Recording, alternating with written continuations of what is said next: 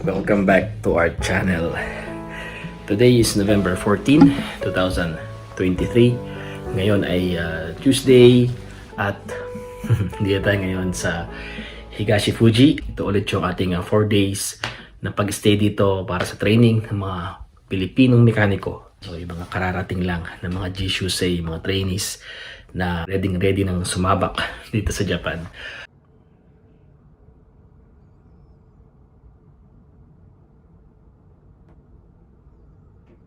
Good morning! Today is November 16, 2023 at kakagising lang natin.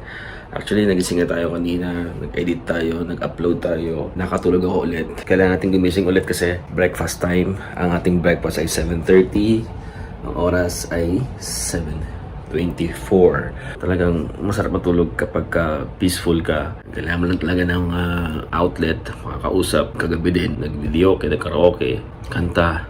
Yung stress natin ay medyo nababawasan.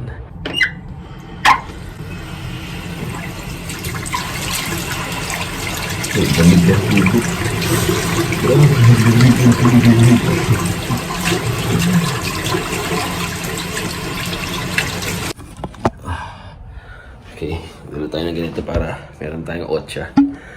Okay, so punta na tayo doon sa taas ang ating breakfast, ang ating canteen, 8th floor.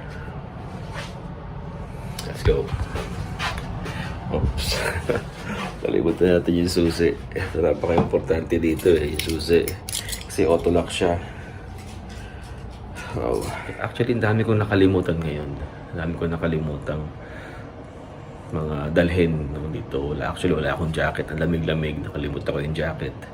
Nakalimutan ko yung aking wash. Yung ating facial wash. At nakalimutan ko rin supply. At dami ko nakalimutan ngayon. And kaya medyo dapat i-clear natin yung mind natin bago tayo bumiyahe at bago tayo humawak ulit ng assignment.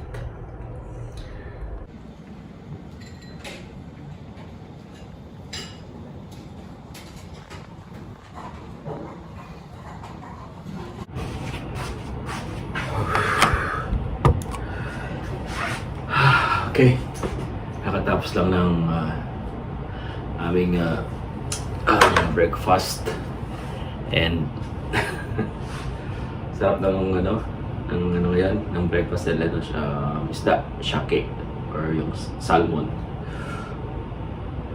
Okay, so kung napansin nyo, di ba, napakarami nating nakakalimutan, maraming mga naiiwan. So yan ang ating topic sa ating vlog ngayon. And ano ba yung mga causes, causes ng pagiging makakalimutin? 7 causes of forgetfulness. Okay? So itakan natin isa-isa. Let's go.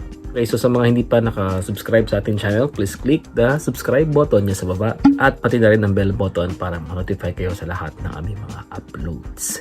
I would like to recognize yung ating source ngayon, yung ating reference ngayon sa ating topic.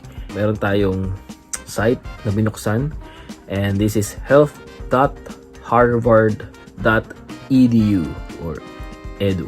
So meron silang vlog dito about 7 causes of forgetfulness by Daniel Pendick. Taanan natin yung kanyang vlog about this one. Number 1 ay lack of sleep. Yan, lack of sleep. So not getting enough sleep, perhaps the greatest unappreciated cause of forgetfulness. Sabi dito, too little restful sleep can also lead to mood changes and anxiety, which in turn contribute to problems with memory. I'm sure maraming nakakaranas ito kasi napakarami nagpupuyat ngayon, no, dahil sa mga smartphone natin, yung games, di ba, yung mga sites na madalas natin pinupuntahan, yung mga reels, yung mga shorts, no, sa YouTube. So nauubos yung oras natin at napupuyat tayo sa mga sa mga gadgets na yan. So isa yon sa mga nagiging reasons kung bakit tayo hindi makalimutin. Number 2 naman ay medications. Okay, so yung mga tranquilizers, antidepressants, and some blood pressure drugs and other medications can affect memory, usually by causing sedation or confusion. Okay, yung mga gamot, actually, kung titingnan nyo yung site, mauubos yung oras natin.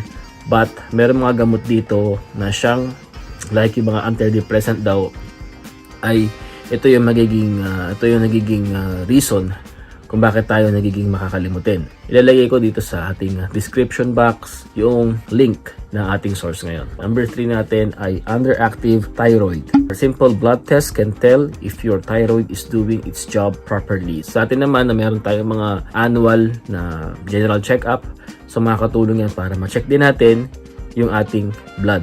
Check natin yung ating thyroid kung okay pa siya. Number 4 naman ay ang alcohol. Drinking too much alcohol can interfere with short-term memory. Meron silang nare-recommend dito na sukat lamang or dami ng alcohol para hindi masobrahan. Hindi natin alam, no, marami ding effect syempre ang alcohol sa pangangatawan, kaya isa ang memory doon. Dapat mabantayan natin. Ang inom dyan hinay-hinay lang. Baka makalimutan nyo yung pangalan nyo at makalimutan nyo yung address nyo. Number 6 natin ay yung stress and anxiety. Well, last time meron tayong discuss about anxiety. So, ito yan. Libre ang time ninyo. Pwede nyo check itong ating vlog na to.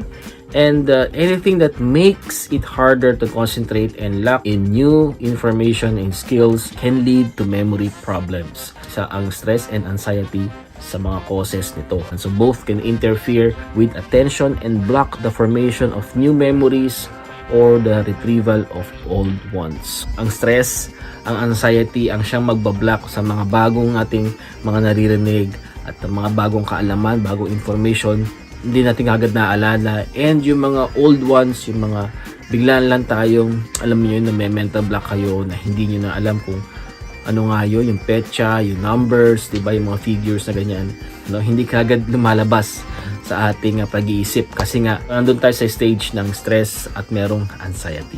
Ang ating last naman ay depression, different from stress and anxiety.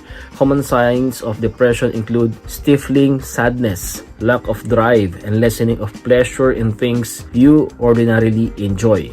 So forgetfulness can also be a sign of depression or a consequence of it. Yung depression na isa rin causes ng forgetfulness, and sometimes yun ding forgetfulness can also a sign of depression. Ayun, sa dami nating problema, sa dami ng iniisip, sa dami ng mga situation natin na hindi natin ina-expect, so yun yung nagkakos ng depression.